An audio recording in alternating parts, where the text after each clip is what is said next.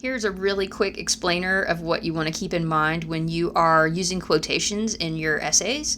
So, some of the things you may choose to evaluate your chosen article on in essay 2 might require you to use some quotations, especially if you're focused on something wording oriented like tone or vocabulary and even some other things. It might be important for you to quote from the article. So you want to know how to do that well, and this is a good chance to really hit the high points of how to incorporate quotations. So 3 things you want to keep in mind.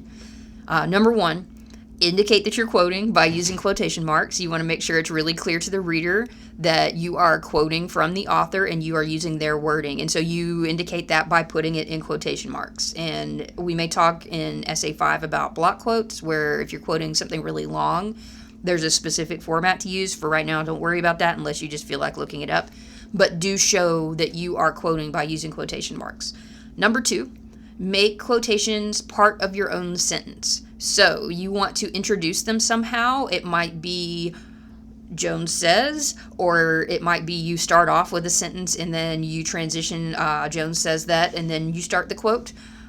Sometimes in your first draft, you will put the quote in as its own sentence. Like, here's a sentence that you wrote, and then here is an entire quoted sentence. If you ever catch yourself doing that, the easiest way to fix that is just change the period at the end of the sentence before it into a colon, and all of a sudden it is part of your own sentence, and you have solved that problem.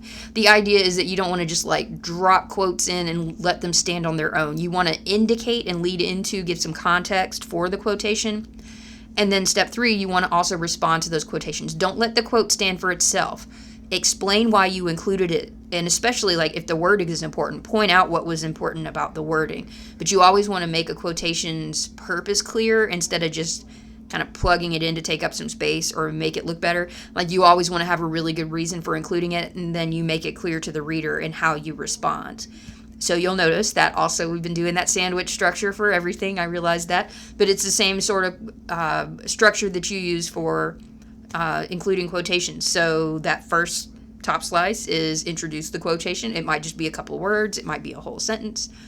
Then you give the quotation, and then you respond to the quotation. You explain why you included it. How does it fit your purpose? And so here's just one example to show you how that looks. So this is responding to a textbook one of my upper level classes uses, but we'll talk about this a little bit in English 101 as well. It says Heinrichs explains that nostalgia is, quote, a yearning for a lost past. It shines a rosy light on days gone by while gently smothering all the evils of that same past. I've cited it there. You don't have page numbers to cite in essay 2, so don't stress about that. But then I follow up on it and explain why it's there. This helps explain the strategies used by the Reagan campaigns in 1980 and 1984, in addition to Trump's campaigns in 2016 and 2020, because they focus heavily on restoring the country to its supposedly greater days following World War II, which were not, in fact, great for everyone, especially not members of minority groups. So I'm also changing the color coding on this to match the sandwich structure slide. So here you go. The blue is the introduction, the red is the quote, and then the green is the follow-up and the explanation of like what is that telling us and contributing to the discussion. So just sort of keep these structures in mind. Keep in mind this idea of making quotes part of your own sentences, and we're going to be practicing that here in essay 2.